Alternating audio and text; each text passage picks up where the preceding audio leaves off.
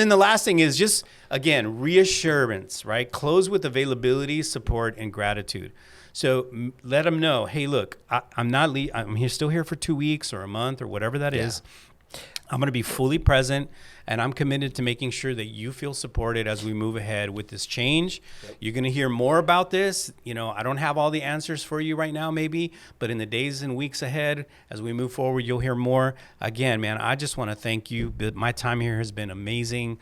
I've loved working with every single one of you. And so I want to just thank you for all your hard work. And I pray that we'll continue to be able to build on that.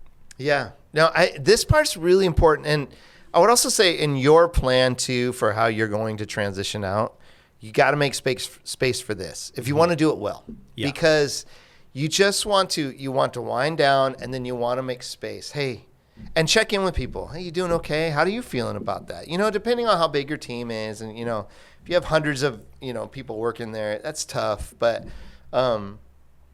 you can, you know, just being open and, hey, I just want to help with this transition.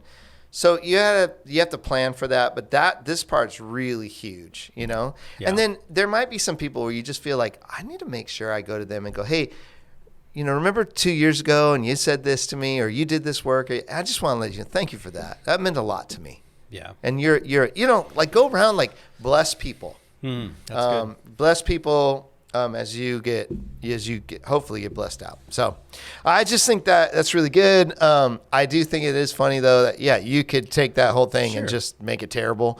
Hopefully you hear our spirit in it and the posture. There's a ton of unspoken things at this moment, that we're assuming that you've thought a lot about corporate culture, that you've thought about, that you've led in a decent way, that you've prioritized these people. So there's a lot of assumptions there, but this is how if people can't wait to see you leave, right? That's a whole different conversation. Yeah, or if it's a super toxic place, I mean, that's what we're all doing this for, so that we lead places that aren't like that. So, all right. So, question number 2, it goes along with this, because there's a part in what we just shared that this goes with this. The second question that somebody sent in was, how vulnerable should I be about my own struggles without losing the respect of the people I'm leading? And I actually think this is a really important one, because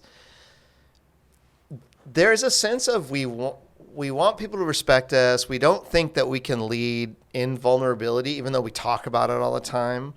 I'm still kind of blown away by people sharing to me, like, dude, thanks for being vulnerable in that moment. That was really helpful for me. And I'm like, yeah, sure. But then nobody said anything after that. So I just thought, like, maybe I was being an idiot. You know, like, there's those moments where I think I felt like that the other day in prayer, we have a weekly prayer thing, and I shared something, and then everybody's like, and I go, maybe I shouldn't have shared that. And then I was meeting with a staff member, and they said, hey, thanks for sharing that. Yeah. That was actually really helpful. Met with some leaders last night, and their big takeaway was, man, thanks for being vulnerable with, like, where you're at. And so it gives a lot of permission to people. So yeah, I mean, I think a lot of leaders are used to their leaders posturing. Yeah. Like I'm good, or using vulnerability as a way, weapon. As a weapon. I was going to say, as a way to make you like them more, or as a way to kind of up their points with you.